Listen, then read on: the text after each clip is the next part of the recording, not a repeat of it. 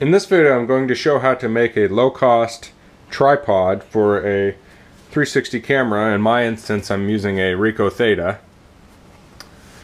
And what I've done is I've gone on Amazon and purchased a music stand. I'll put a link in the description to Amazon, and it's my affiliate link, so if you use it I will get a tiny percentage and it doesn't cost you a thing. So if you do have to buy a new one and use the link, I really appreciate that. But I'll also say a lot of people have these sitting around, or you can find them at a garage sale for super cheap. So this style has two pieces, has the music holder. I don't need that. It just and then this is the stand. And what makes this ideal is it's very narrow and it's very slim. And then it also extends. So if I open this here, I can pull this piece out, and what we want to do is mount the Ricoh Theta on here. In order to do that, we're going to use a 1/4-20 machine screw. You can get a bolt. I like the machine screws better because they have threads all the way to the end. And we need to attach it to this rod here. Now we're going to cut this off. I'm actually going to use the opposite end to mount the bolt, because when I cut this it'll probably be a little bit rough, and I'd rather have this end here, which is smooth. So we need to mount this in here. There's a lot of different ways you can do it. You can use a Dremel tool, things like that.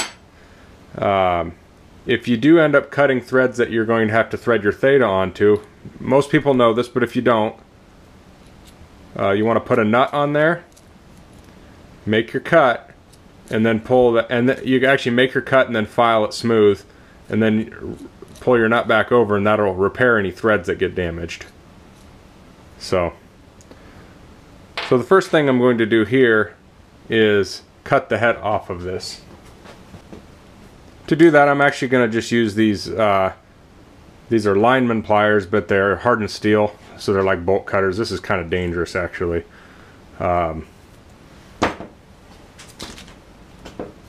Make this a little safer, I'll put a piece of tape around it.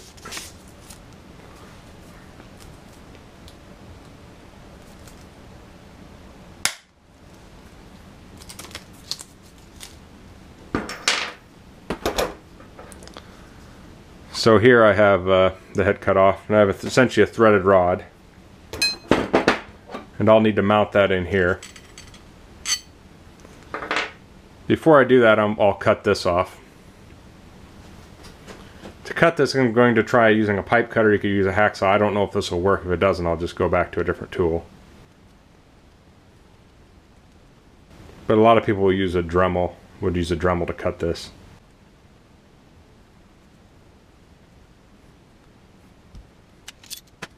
And there we cut it off. When you use a pipe cutter, you probably don't want to tighten it real tight. Do really light cuts, because I would imagine it would smash this tube pretty easily. It's a good idea to deburr this with some sandpaper or something too, so you don't cut yourself. But as I said, I'm not going to be putting the bolt in this end. I'm going to be putting it in the other end because it's a little bit cleaner. Actually, I'll just reuse this piece of tape. I'm going to wrap tape around the bottom here.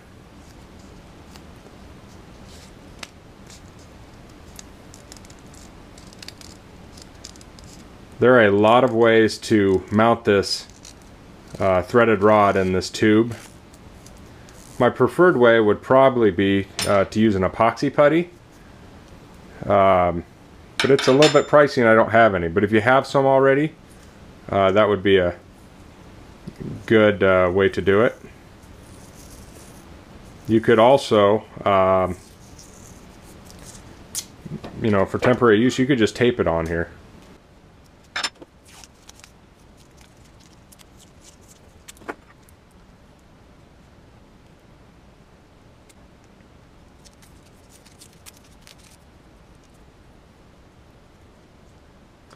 So we've got a pretty snug fit here.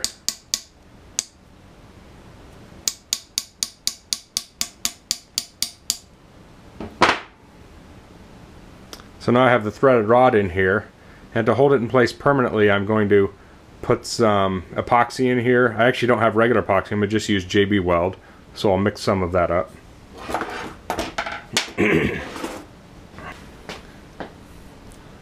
Okay, with JB Weld, you're going to want to utilize equal portions of the resin and the hardener, as it calls it, the steel.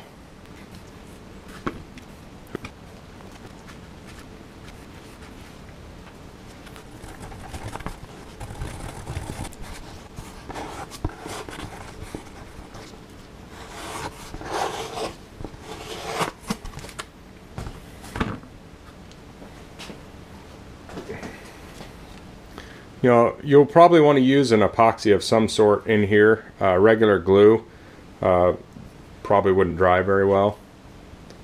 So now I'm just going to try and get this epoxy in there.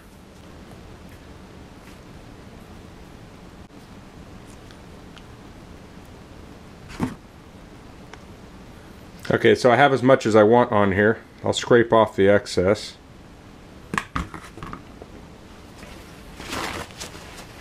Then I'll wipe it with a paper towel here.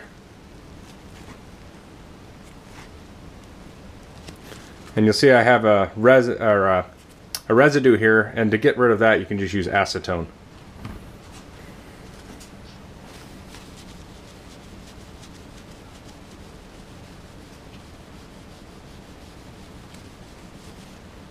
And the acetone cleans the epoxy or JB Weld right up.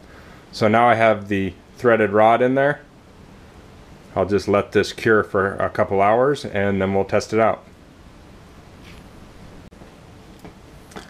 Okay, so now that we have the threaded rod embedded in there, we can attach our Ricoh Theta. You may or may not want to use like a lock nut of some sort. You could use a wing nut. Even just a regular nut would work.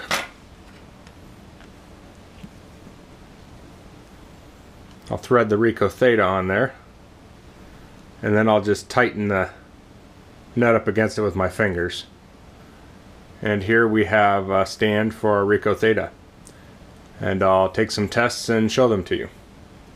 Okay, so I've gone outside and taken some pictures with the Ricoh Theta utilizing the cheap tripod we just made, and also with a traditional tripod. So I've mounted the Theta to my Mac.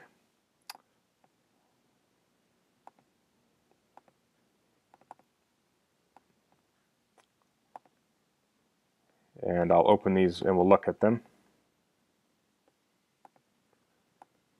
So this is the cheap tripod. Now it's very sunny out, so the shadow is pretty evident. I don't really have a way to get rid of that. But you can just barely see the outline of this tripod. It's the legs are very narrow, so it kind of hides. You could, in theory, take Photoshop and kind of blend that in. And now I'll open up the traditional tripod, and you can see it has a much higher profile here. You can see the handle, and you can see the base plate on it and everything. So this tripod costs, you know, under $10 for the music stand, and then, you know, if you get some epoxy and things like that, it might cost a few dollars more, but it's a pretty cheap option for taking 360 pictures and having a low profile tripod.